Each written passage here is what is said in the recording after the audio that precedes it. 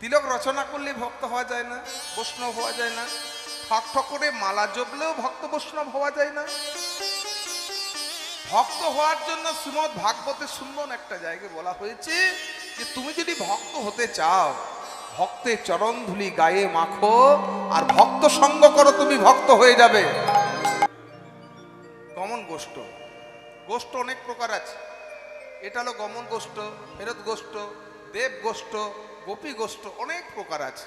খেলা গোষ্ঠ। আজ গমন গোষ্ঠ আমরা আস্বাদন করব।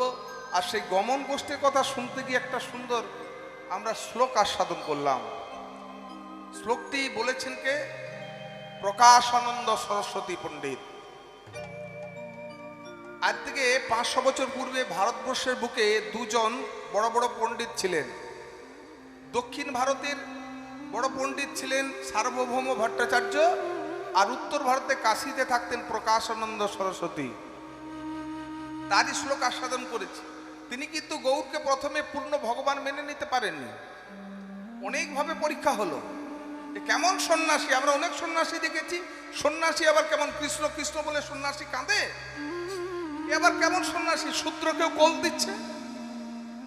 বিশ্বাস করতে পারছিলেন না। সন্ন্যাসী মানি না, যে সন্ন্যাসী সকলকে শূদ্র বৈশ্য কোনো ভেদাভেদ করে না, কোল দেয়, আলিঙ্গন করে, আবার কৃষ্ণ কৃষ্ণ বলে কাঁদে। কৃষ্ণ কৃষ্ণ বলে তো সন্ন্যাসী কাঁদবে না, কেমন সন্ন্যাসী? অনেক পরীক্ষা নিরীক্ষা হলো। যখন গৌর হরিকে অ্যানালাইসিস করলেন, জানলেন, বুঝলেন, তারপর তিনি গৌর সম্বন্ধে গৌরের চরণে যখন আছাড়কে পড়লেন, গৌর হরি কৃপা করলেন। বললেন তুমি বৃন্দাবনে গিয়ে কৃষ্ণ সাধন ভোজন করো। গৌরের কথায় তিনি বৃন্দাবনে গেছিলেন, প্রকাশানন্দ সরস্বতী। সেখানে গিয়ে কৃষ্ণ সাধন ভোজন করলেন, আর গৌর সম্পর্কিত বেশ কিছু তিনি বই রচনা করলেন। এখন যে শ্লোকটি আপনারা আস্বাদন করলেন সেটা হলো চৈতন্য চন্দামৃতম থেকে একটি শ্লোক। প্রকাশানন্দ সরস্বতী বললেন, সংসার দুঃখ জলধো পতিতস্য, সংসার দুঃখ জলধো পতিতস্য। সংসারটা হলো দুঃখের সাগর। জলধো মানে সাগর। সাগর যেমন, সাগরের জলটা যেমন একেবারে নুনে ভরা, নুন দিয়ে ভরা, তেমনি আমাদের এই সংসারটা হলো দুঃখের সাগর। সংসার দুঃখ জলধো। আমরা দুঃখের সাগরে এসে পড়েছি। কেউ যদি হঠাৎ করে মাঝ সমুদ্রে পড়ে যায়, তার অবস্থা কেমন হয়? প্রাণে বাঁচার আশা থাকে না। সংসার দুঃখ জলধো পতিতস্য, কাম ক্রোধ দিনাক্রয়ী মকর কপিলকিতস্য। এমন কোন মানুষ আছেন বলতে পারবেন দিন দরিদ্র ধনী যে আপনার দুঃখ নেই? কারণ দুঃখ নিয়েই পৃথিবীতে আসিয়ে, দুঃখ দিয়েই শেষ হয়। আমাদের কত প্রকারের দুঃখ আছে? 3 প্রকারের দুঃখ। আতি দৈভিক, আদি ভৌতিক, আধ্যাত্মিক। 3 প্রকার আমাদের দুঃখ। এই 3 প্রকার দুঃখ শুধু মানুষ নয়, দেবতারা পর্যন্ত নিস্তার পেতে পারেন না, তাদেরকেও এই দুঃখ সহ্য করতে হয়।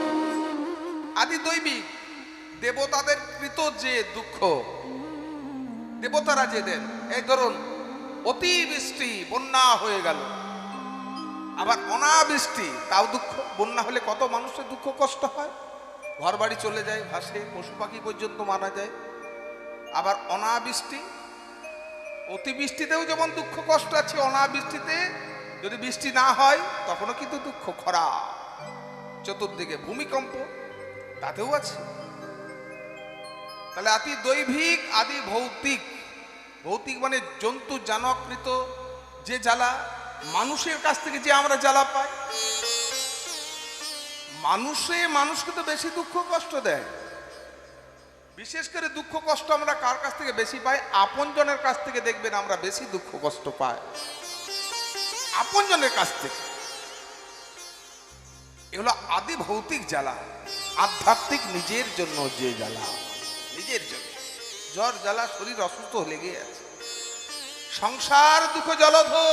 এই সংসারে তুমি যখন এসেছো, দুঃখের সাগরে তুমি যখন পড়েছ, দুঃখ তোমাকে পেতেই হবে। তুমি এখন হাবুডুবু খাচ্ছ, কি করে বাঁচবো? সমুদ্রে জলে যদি পড়ে যায় তাহলে দেখবেন চতুর্দিক থেকে জলজন্তুরা ঘিরে ধরে, হাঙরগুলো আসে, তিমিগুলো আসে। এই সংসার দুঃখের সাগরে কারা রয়েছে গো? কাম ও ক্রোধ আদিরাক্রাই মকরা কবিলা কিতেছে। কাম ক্রোধ ষড়রিপু তারা ঘিরে ধরেছে চতুর্দিক থেকে। আমার বাঁচার আশা নেই, বাঁচবো কি করে? সমুদ্রে পড়ে গেছি, দুঃখের সমুদ্রে বাঁচবো কি করে? একটা যদি নৌকা কিংবা ডিগি যদি হয় তাহলে অন্তত তাকে আশ্রয় করে বাঁচতে পারে। চতুর্দিকে চেয়ে দেখছি কেউ তো নেই। প্রকাশানন্দ সরস্বতী বললেন, এই সংসার দুঃখের সাগরে তুমি যদি ভেসে থাকতে চাও, চৈতন্য চন্দ্রামৃত মম দেহি পদাম বলো গৌর চরণ নামক তরিকে তুমি যদি আশ্রয় করে থাকতে পারো, তবে সংসার দুঃখের সাগরে তুমি ভেসে থাকতে পারবে। নেতাই গৌর হরি বল। যারা গৌর চরণ তরিকে আশ্রয় করেছে তারাই সংসার দুঃখের সাগরে ভেসে থাকতে পারবে, আর যারা আমার গৌর চরণ তরিকে আশ্রয় করেনি তারাই দুঃখের সাগরে শুধু ডুবতেই থাকবে। ভক্তমণ্ডলী, ভক্তিমতী মায়েরা, ভগবান কিন্তু ভক্তকে দুঃখ কষ্ট দিয়ে পরীক্ষা করেন। কুরুক্ষেত্রের যুদ্ধ যখন শেষ হলো, ভগবান শ্রীকৃষ্ণ পঞ্চ পাণ্ডবের সামনে দাঁড়ালেন। বড় ভাই বলো কৃষ্ণ, তোমরা কুরুক্ষেত্রের যুদ্ধে জয়লাভ করেছ, আমি আমার কর্তব্য পালন করেছি, এবার তোমার বিদায়ের পালা। তা যাওয়ার আগে আমি তোমাদেরকে কিছু দিয়ে যেতে চাই। যুধিষ্ঠির সবসময় কৃষ্ণ বলে ডাকতেন, কারণ কৃষ্ণের চেয়ে বড় ছিলেন বলে। কৃষ্ণ, তুমি কিছু দিতে এসেছো,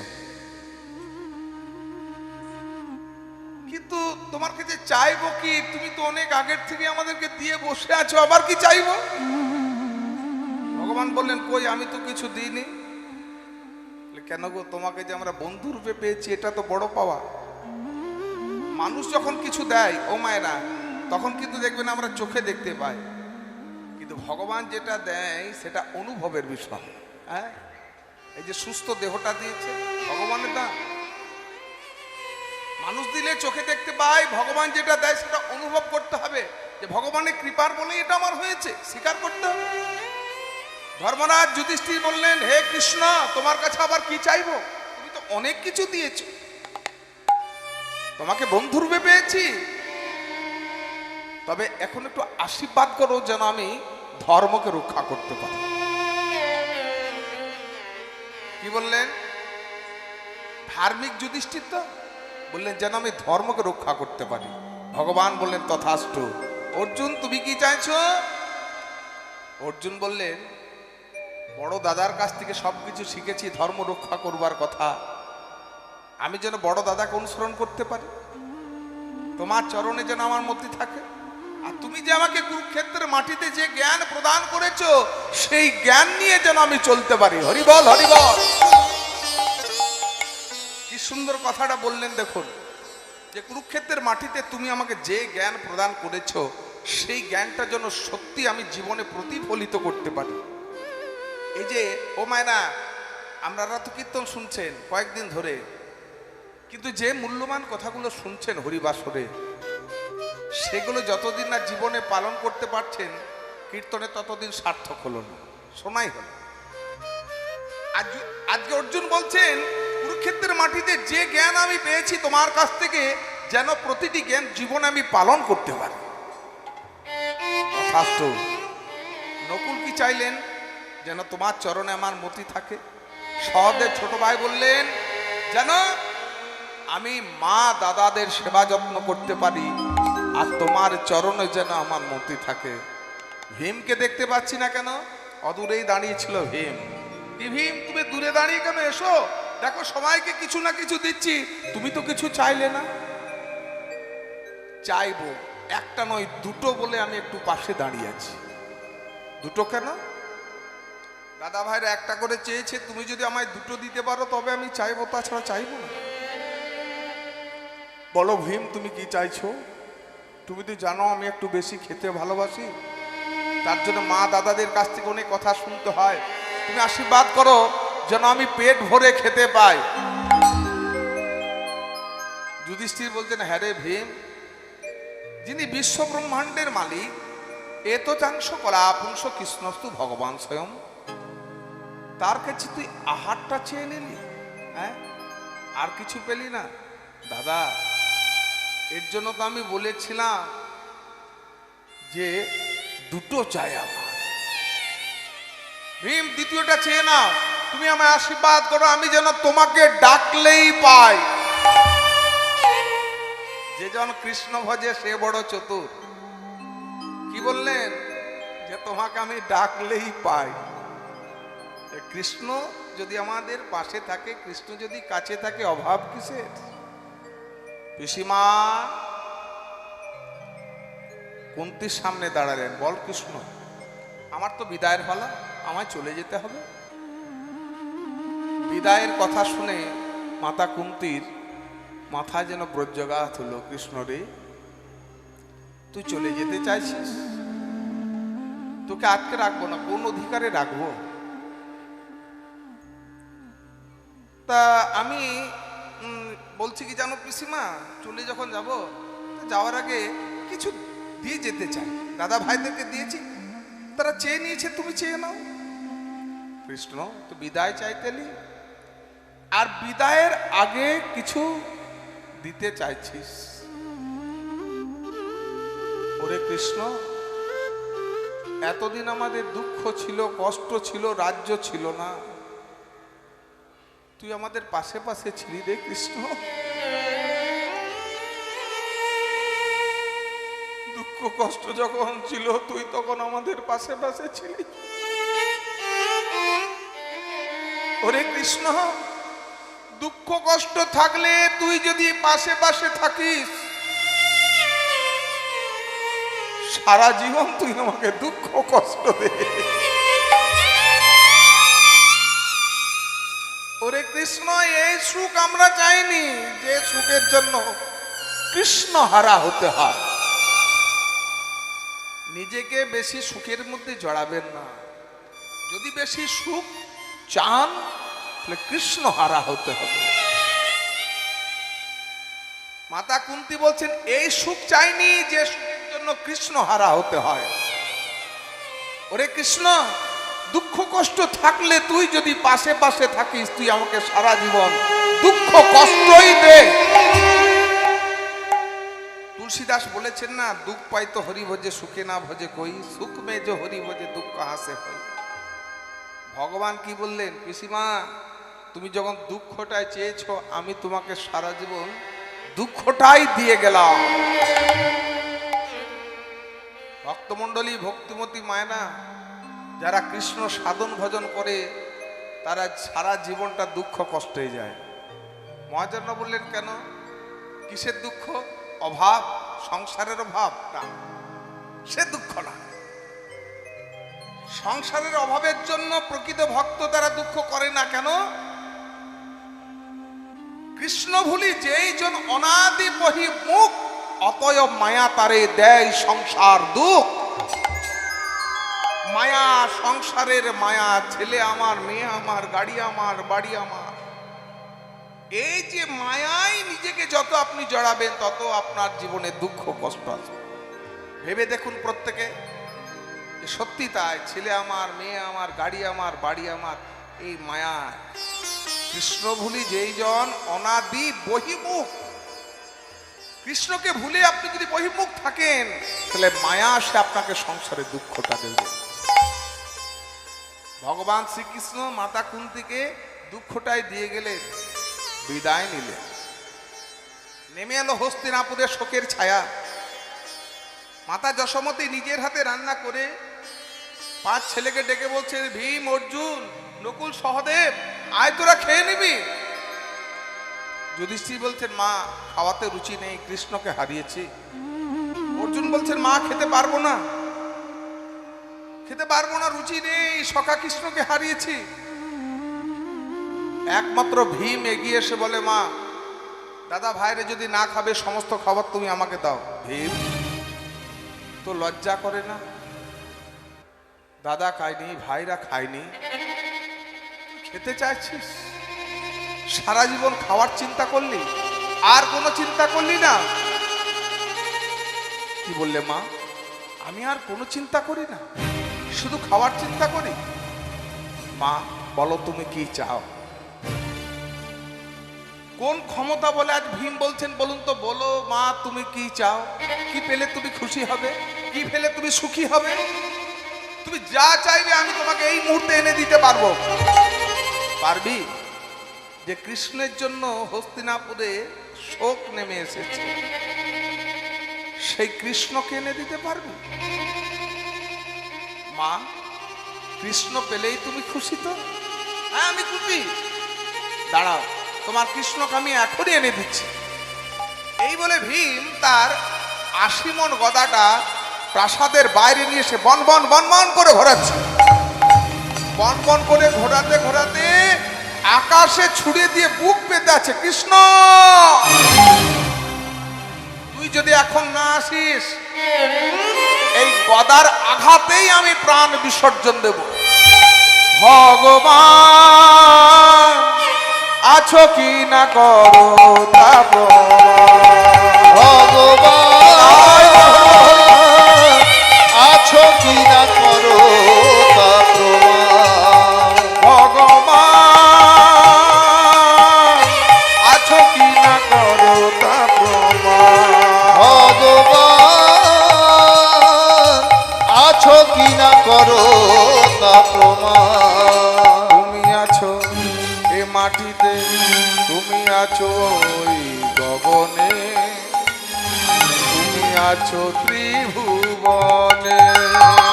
তুমি আছো এই মাটিতে ওই আকাশে এই গগনে, তুমি আছো ত্রিভুবনে। ভগবান আছো কি না করো তা প্রমাণ। ভগবান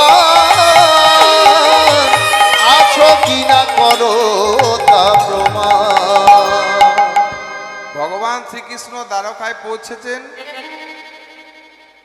রুক্মিণী সত্যভামা বরণ করে নেওয়ার জন্য প্রস্তুত। ভগবান বললেন দাঁড়াও, এখনই আমাকে যেতে হবে হস্তিনাপুরে। কেন? আমার ভক্ত আমাকে বারে বারে ডাকে, এখন যদি আমি না যাই ভক্তের বিশ্বাসের মর্যাদা হানি হবে। দ্বারকা থেকে ভগবান হস্তিনাপুরে এলেন। ভীমের যে গদাটা উপরে বন বন করে ঘুরছিল, উপরে গিয়ে ভগবান ডান হাত দিয়ে গদাটা ধরে নিচে নেমে এলেন। ভীমের হাতে ধরিয়ে দিয়ে বললেন এই নাও তোমার গদা। ভীম কি করলেন? ভগবান শ্রীকৃষ্ণের হাতটি ধরে মা কুন্তির হাতে দিয়ে বললেন মা এই নাও তোমার কৃষ্ণ। কৃষ্ণ রে, তুই আমায় দুঃখ দিয়ে গেলি, কিন্তু এখন আমি অনুভব করছি ভালোই করেছিস। তুই সারা জীবন আমায় দুঃখ কষ্টে রাখ। দুঃখ কষ্ট থাকলেই তোকে স্মরণ করতে পারবো, কারণ আজকে যখন আমরা দুঃখে শোকে কাতর, তখন তুই এসে দাঁড়ালি রে কৃষ্ণ। তার জন্য তো প্রকাশানন্দ সরস্বতী বললেন সংসার দুঃখ জলদ পতিতস্য। দুঃখটাকে মেনে নিতেই হবে, সংসার দুঃখের সাগর। সেখানে এসে পড়েছি কাম ক্রোধ আদ্রাক্রয়ে মকর কবিন কীতস্য। কাম ক্রোধ লোভ মোহ মদ মৎসর্য ষড়রিপু আমাদেরকে ঘিরে ধরেছে। এখন নিরাশ্রয়স্য গরিতস্য, এখন আর বাঁচার কোনো আশা নেই। বাঁচবো কি করে? চৈতন্য চরন্তরীকে যদি আমরা আশ্রয় করতে পারি তবে সংসার ভব সমুদ্রে আমরা বেঁচে থাকতে পারবো, এসে থাকতে পারবো। চলুন পদাবলিতে চাই। আজুরে গৌরাঙ্গের মনে কিভাবে উঠিল, ধবলি শ্যামলি বলি ডাকিতে লাগিল। গৌরহরি আমার শ্রীবাসাঙ্গিনায় হরিনাম করছিলেন ঠিক সকালবেলা। সকালবেলা হরিনাম করতে করতে গোষ্ঠলীলার কথা মনে হয়েছে। আর গোষ্ঠলীলার কথা মনে হতেই আজ কি করলেন, ধবলি শ্যামলি বলে ডাকতে শুরু করলেন। আজ বাহু তুলে নাচে গোরা, আজ করে জয় ধ্বনি ধরি ধনী রে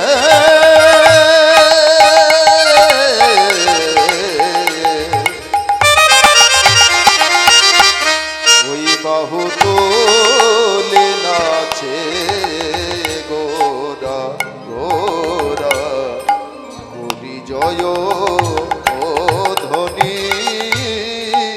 এই হরিনাম করতে করতে ঠিক ডান হাতটি এইভাবে তুলেছে, হই হই হই হই হই হই করি গোনা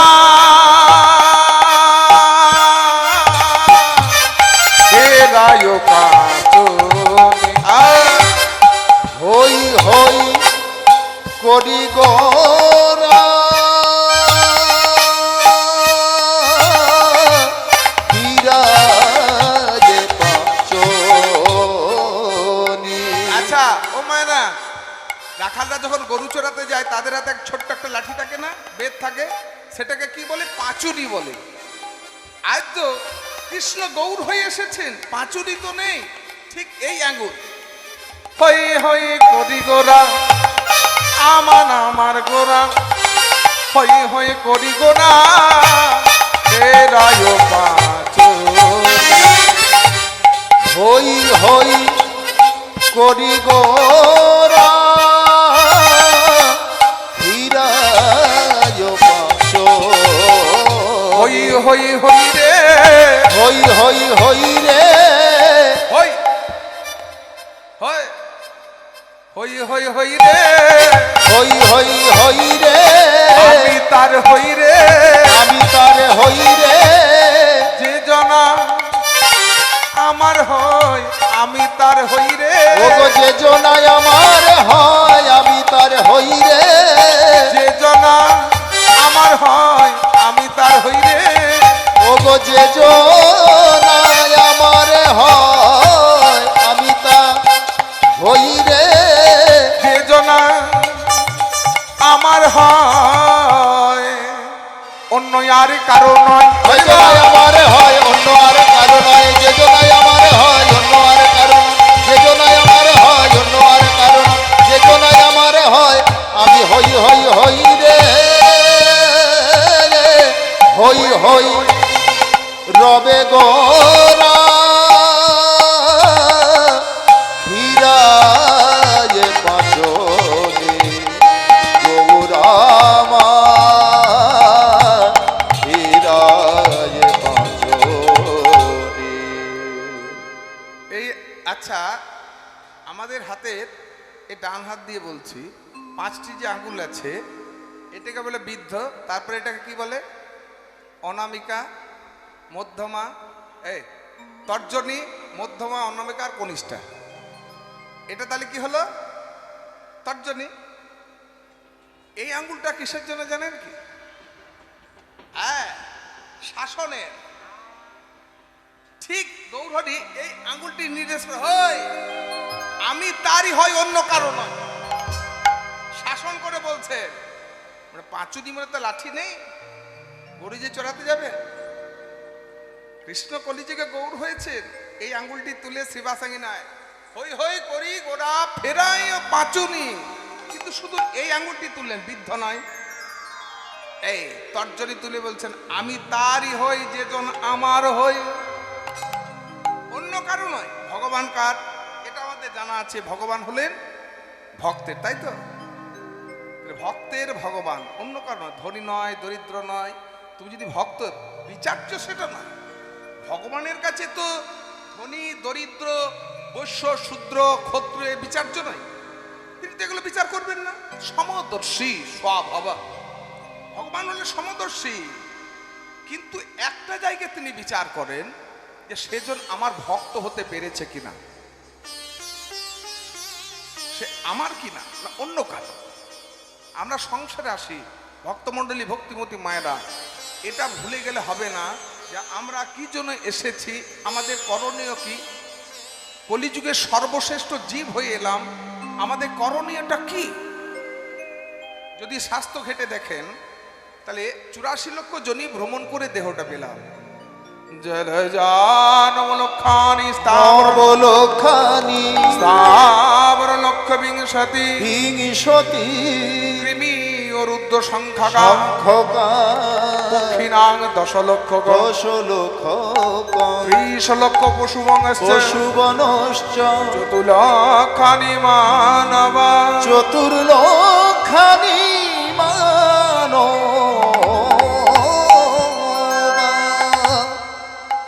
এই মানুষ হওয়ার আগে আমরা 84 লক্ষ ভ্রমণ করেছি।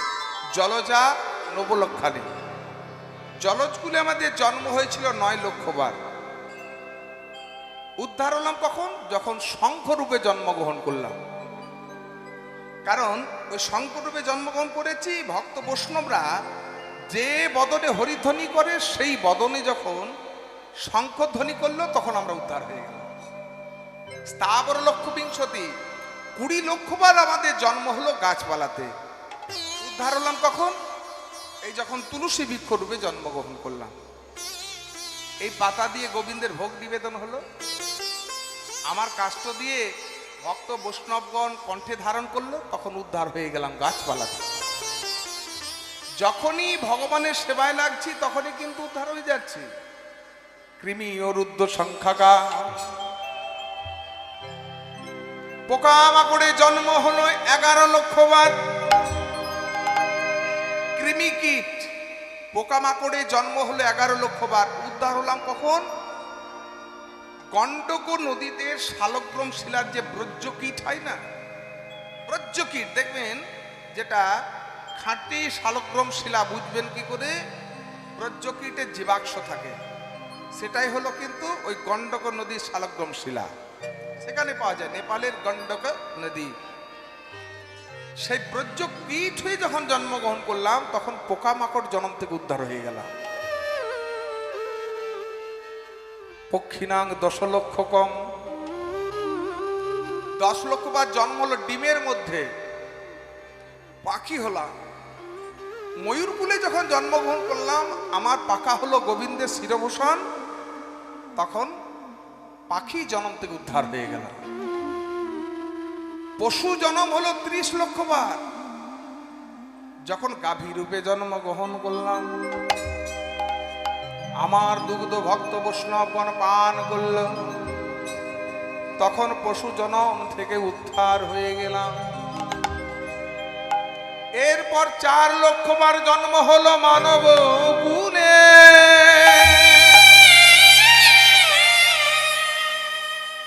মানব কুলে জন্মগ্রহণ করলাম 4 লক্ষ বার। হয়তো বোবা হয়ে জন্মগ্রহণ করেছিলাম, কালা হয়ে জন্মগ্রহণ করেছিলাম, সবাই হরিবোল বলেছে, আমি বলতে পারি নাই।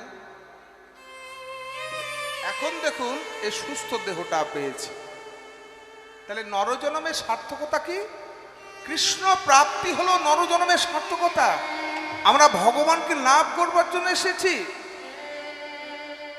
আজকে শিবা সাঙ্গিনায় বলছেন, আমি তারই হই যে জন আমার হতে পেরেছে। ভগবানের হব কি করে? এটা বড় প্রশ্ন। ভগবানের হব কি করে?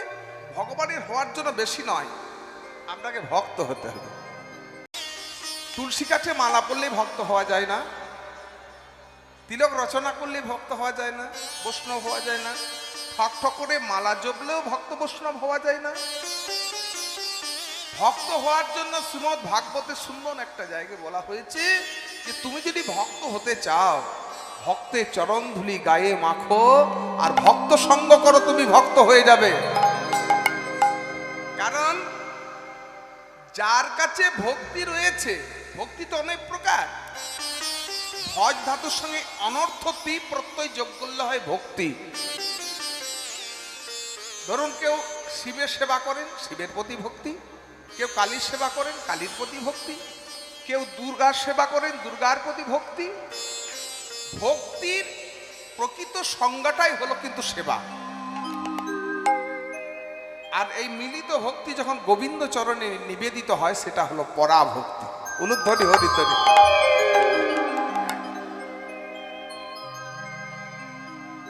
আমাদের ভগবান শ্রীকৃষ্ণের চরণে ভক্তি, তার সেবা করি, পরাভক্তি। তাহলে ভক্তি যার কাছে আছে তিনি ভক্ত। ভগবান বলেছেন যে আমার সব কিছু আছে, শুধু একটা জিনিসে বড় অভাব, সেটা হলো ভক্তি। সেটা একমাত্র ভক্তের নিজস্ব সম্পদ। আজ গৌরহরি বলছেন, যে জন আমার হই আমি তার হই। তুমি ভক্ত সঙ্গ করো, ভক্তের চরণদুলি গায়ে মাখো, তুমি ভক্ত হয়ে যাবে। ভক্ত যদি হতে পারো তুমি ভগবানের কৃপা পাবে। বলছেন আমি হই হই হই রে, হই হই হই রে, হই হই হই রে, আমি হই হই হই রে, যে জনাই আমার হয় আমি তার হই রে। সেজনাই আমার হয় অন্য আর কারো নাই, সেজনাই আমার হয় অন্য আর কারো নয়, সেজনাই আমার হয় অন্য আর কারো নয়, সেজনাই আমার অন্য আর কারো নয়, সেজনাই আমার অন্য আর কারো। আমি হই হই হই রে। এই হই হই করে পাচুনি ফেরাচ্ছেন। সঙ্গে কারা রয়েছে? ওই রামায়া সুন্দরানন্দ, সঙ্গে নিত্যানন্দ। ওই রামায়া সুন্দরানন্দ, সঙ্গে নিত্যানন্দ। রামায়া শ্রীবাসের ভাই সুন্দরানন্দকে, সুন্দরানন্দ হলো দাপর যুগের সুদামা, কলিযুগ হয়েছে সুন্দরানন্দ। গৌরী দাস সুবল সখা, অভিরাম শ্রীদাম সখা সবাই রয়েছে। গৌরী দাস অভিরাম সবারই আনন্দ। গৌরী দাস অবিরাম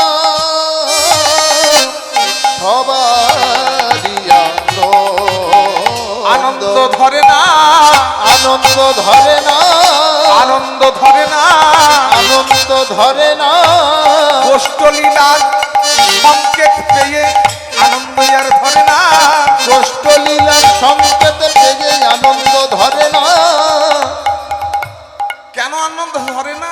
মাঝে পেয়ে গৌ কাঁচা সোনা আনন্দ ধরে না, মাঝে পেয়ে গৌর কাঁচা সোনায় আনন্দ ধরে না, মাঝে গৌ কাঁচা সোনা আনন্দ ধরে না।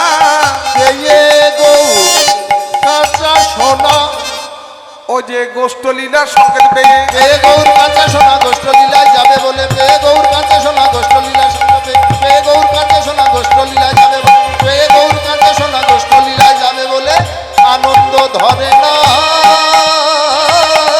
ওই গৌরী দাস অবিরাম সবারই আনন্দ, সবারই আনন্দ। দাপর যুগে সব সখারা কিন্তু এসেছে সশরীরে, সবাই এসেছেন। সুবল এসেছেন, গৌরীদাস পণ্ডিত ভক্ত সখা, সুদামা এসেছেন সুন্দরানন্দ হয়ে। কিন্তু একমাত্র এক সখা সশরীরে আসতে পারল না, কে? শ্রীদাম সখা, যিনি কলিযুগ অভিরাম। যেদিন ভগবান শ্রীকৃষ্ণ বৃন্দাবনে শেষ গোষ্ঠলীলা করবেন সেদিন একটু বিরহ রস, কিন্তু সখাদেরকে বুঝতে দিলেন না। শ্রীরাম, আয় সুদাম, আয় মধুমঙ্গল, এদিকে আয়। আজকে না একটা আমরা নতুন খেলা খেলবো। কি খেলা ভাই? হ্যাঁ রে কানাই, অন্যদিন যখন তুই গোষ্ঠে আসিস কত আনন্দ করিস, তোর আজ বদনটা করে বিরস। একটা নতুন খেলা খেলবে তো, দেখি তোরা খেলতে পারিস কিনা। তো কি খেলা? শোন, আজকে আমরা কানামাছি খেলবো। কানামাছি? হ্যাঁ শোন, তোরা আমার চোখটা বেঁধে দিবি, আমি তোদেরকে খুঁজে খুঁজে বের করব।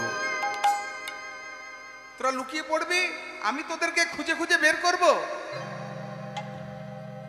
সঙ্গে সঙ্গে সুবল এসে একটা বস্ত্র দিয়ে, উত্তরীয়টা দিয়ে কৃষ্ণের চোখে বেঁধে দিয়েছে। আমরা লুকিয়ে পড়ছি, কানাই তুই আমাদেরকে খুঁজে বের কর। শ্রীরাম বললেন, কানাই রে, কেউ না বুঝুক, আমি বুঝেছি। আজকে বৃন্দাবন লীলা শেষ তোর, কালকে তুই চলে যাবি মথুরায়, আমি জানি। তাই এমন জায়গায় আমি লুকিয়ে পড়বো, তুই আমাকে খুঁজে পাবি না। আর তুই যদি খুঁজে না বের করিস, আমি নিজে বের হব না। এই শ্রীরাম গিয়ে গিরি গোবর্ধনে পাহাড়ের গুহায় লুকিয়ে পড়েছে। গোবিন্দ বলছে, শ্রীরাম, এত অভিমান তো, তুই লুকিয়ে পড়লি, থাক লুকিয়ে, আমি তোকে বের করব না, আমি তোকে বের করব না।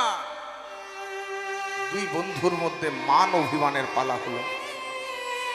কৃষ্ণ খুঁজে বের করলেন না, আর শ্রীরাম লুকিয়ে আছে গিরি গোবর্ধনে পাহাড়ের গুহায়। তারপর দিন ভগবান মথুরায় গেলেন, দ্বারকা লীলা হলো, পাণ্ডব লীলা হলো, দাপর যুগ শেষ হয়ে গেল। তখনও শ্রীরাম লুকিয়েছে গিরি গোবর্ধনে পাহাড়ের গুহায়।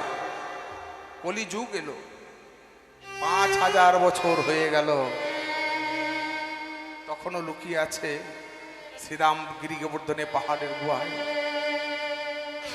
কৃষ্ণ কলিযুগে গৌর হয়ে এলেন, সব সকালে এসেছে, শ্রীরাম তো এলো না, আর থাকতে পারলেন না। শিবা সাঙ্গিনায় অঝর্ণনে কেঁদে উঠলেন, ভাই শ্রীরাম রে,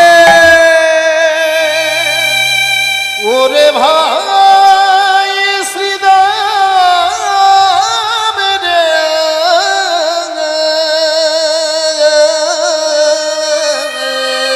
শ্রীরাম। পাশেই দাঁড়িয়েছিল দাদা নিত্যানন্দ। নিত্যানন্দ আপনারা নিশ্চয় জানেন, বলরাম কলিযুগে নিতাই হয়ে এসেছেন। কানাই চুপি চুপি ডাকলেন, কি হয়েছে বলতো? সে তো জানে কানাই গৌর হয়েছে।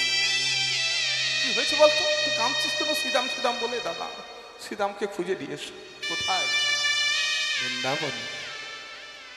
গিরি গোবর্ধনের পাহাড়ের গুহায় রয়েছে। সে যে বড় অভিমানী, যাও তাকে দিয়েছো দাদা। আমি এখনই চললাম নিমাই, আমি এখনই যাচ্ছি। নিত্যানন্দ প্রভু ছুটতে ছুটতে গেলেন কোথায়? বৃন্দাবন। এখানে আবার শাস্ত্র বলছেন যে ঈশ্বরপুরী খুঁজে বের করেছিলেন, এক শাস্ত্রে বলা হয়। কিন্তু যেটা আমরা পড়েছি যে নিত্যানন্দ প্রভু খুঁজে বের করে নিয়ে এসেছিলেন। পাগলের নেই ছুটতে ছুটতে গেলেন কোথায়? বৃন্দাবন ধামে। চতুর্দিকে গিরি গোবর্ধন পাহাড় পরিক্রমা করছেন বধূ নিত্যানন্দ। যেই না ঘুরছেন, পাহাড়ের গুহা থেকে নাম ভেসে উঠল। কে বলে? কানাই, কানাই, কানাই, কানাই রে, কানাই রে, কানাই রে, কানাই রে, কানাই রে, কানাই রে, কানাই রে, কানাই রে, কানাই রে, কানাই রে, কানাই রে, কানাই রে। গোয়ার মধ্যে কানাইয়ের নাম করে শ্রীরাম ছাড়া কে হবে? কিন্তু কোথা থেকে নামটা ভেসে আসে? ওই দিক থেকে যাই দেখি। কানাই রে, কানাই রে, কানাই রে, কানাই রে। যত গুহার সামনে এগিয়ে যায় অবধূত নিত্যানন্দ, তত ধ্বনিটা বেশি জোরে হয়। কানাই রে, কানাই রে, কানাই রে, কানাই রে। এখানেই আছে, এখানেই আছে আমার ভাই শ্রীরাম। গুহার মুখে মস্ত বড় একটা পাথর ছিল। অবধূত নিত্যানন্দ পাথরটা সরিয়ে দেখছেন 7 হাতে শ্রীরাম দাঁড়িয়ে আছে। দাপর যুগের মানুষ কত ছিল নিজের হাতে? 7 হাত। কিরে শ্রীরাম, তুমি কে? তোমাকে তো চিনতে পারছি না। আমাকে চিনতে পারছি না, কি করে চিনবো? তোমাকে তো এর আগে দেখিনি। তুমি কে? আমার নামটাই বা তুমি জানলে কি করে? এর আগে তো তোমাকে কোনোদিন দেখি নাই। ওরে, আমি তোদের বলাই দাদা। বিশ্বাস করি না, আমি আমার বলাই দাদাকে চিনি না। আমার বলাই দাদাকে চিনি না? হ্যাঁ, পাগল পেয়েছো আমাকে? তাহলে আমি তোর নামটা জানলাম কি করে? তা তো ঠিক, কিন্তু তোমার এই দশা হলো কি করে? এই শ্রীরাম, এটা দাপট যুগ নয়, কলিযুগ। কলিযুগ, হ্যাঁ, কলিযুগে আমি নিত্যানন্দ হয়ে এসেছি। নামের পরিবর্তন, রূপের পরিবর্তন। কিন্তু আমার ভাই কানাই, ভাই কানাই কোথায়? ভাই কানাই কোথায় আছে? কোথায় জানিস? এসেছে ব্রজের বাঁকা কালো সখা, দেখবি আয়। চলো যায় নদিয়ায়, চলো যাই নদিয়ায়। এসেছে ব্রজের বাঁকা কালো হলি, হলি, হলি। নদিয়ায়, চলো যাই নদিয়ায়, চলো যাই নদিয়ায়। এসেছে এলো রে আমার বংশীধারী।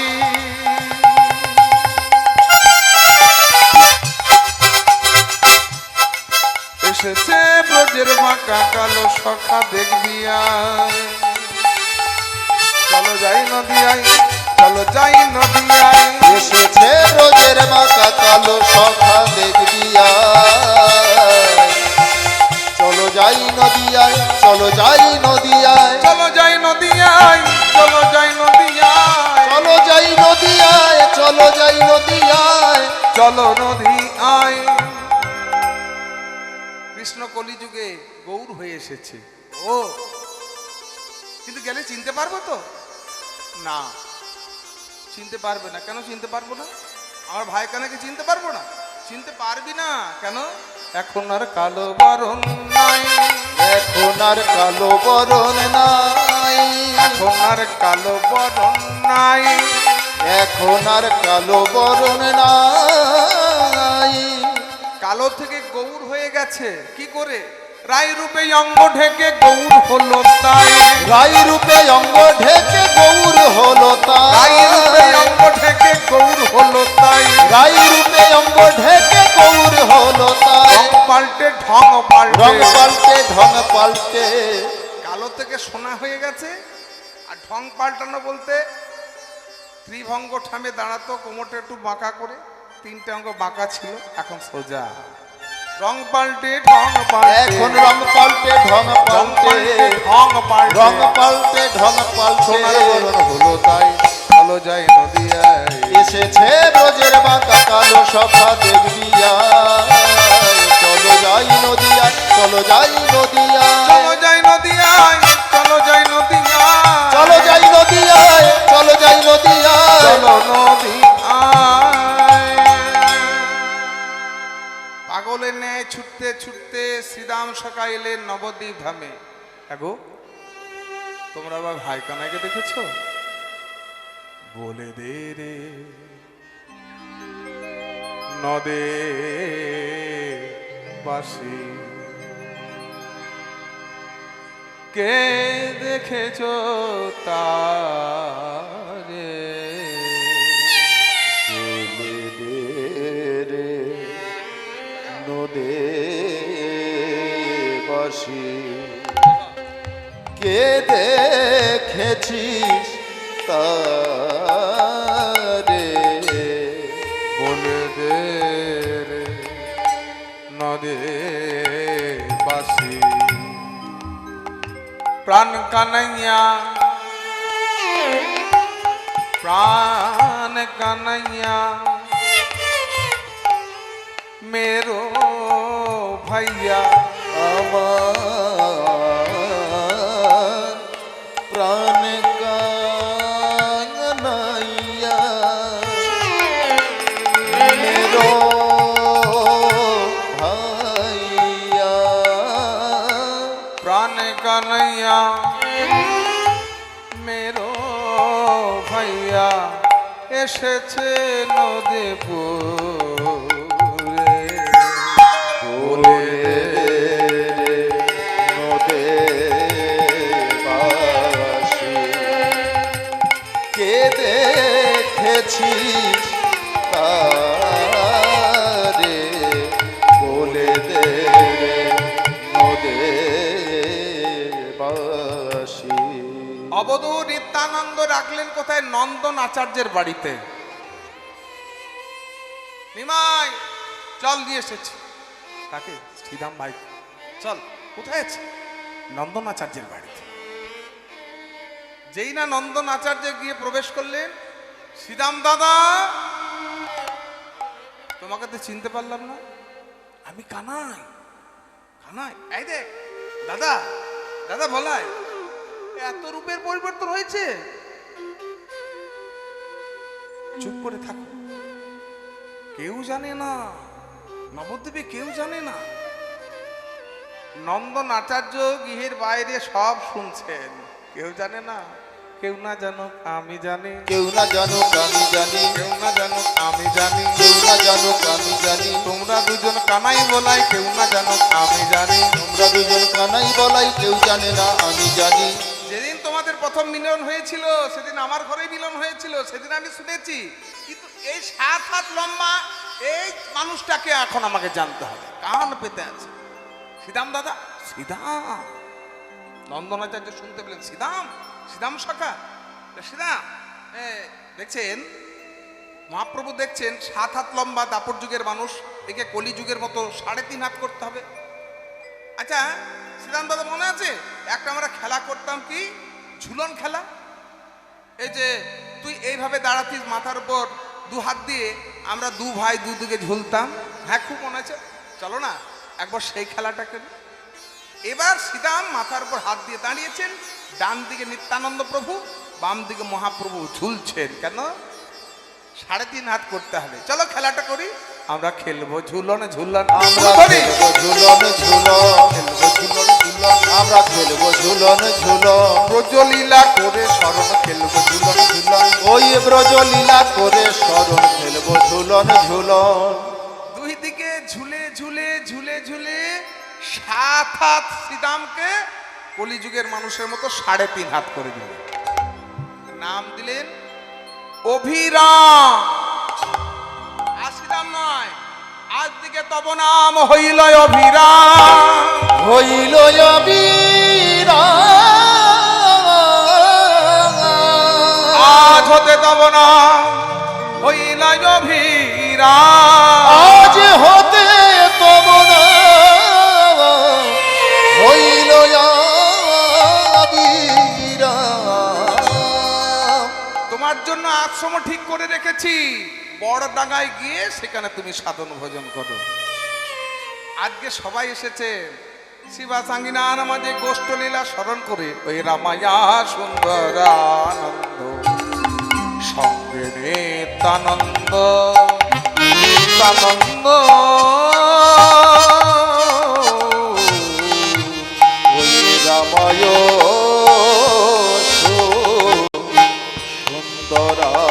সুন্দরানন্দ সঙ্গে নিত্যানন্দ।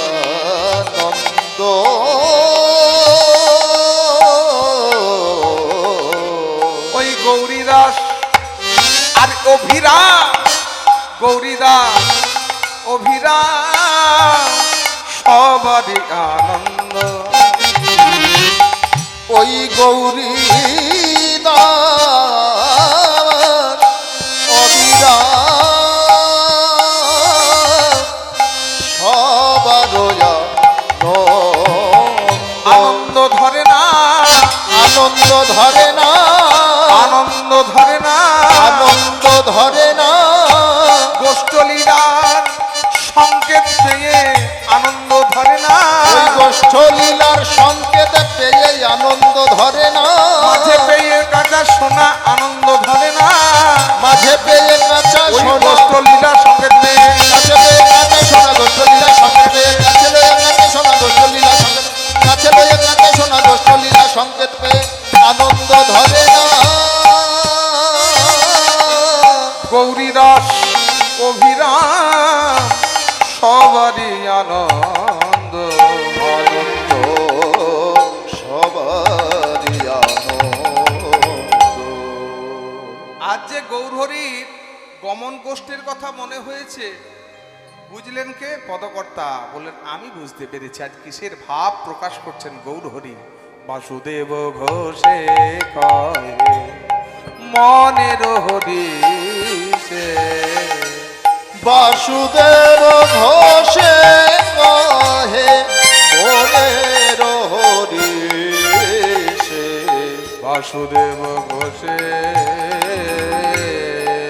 কহে।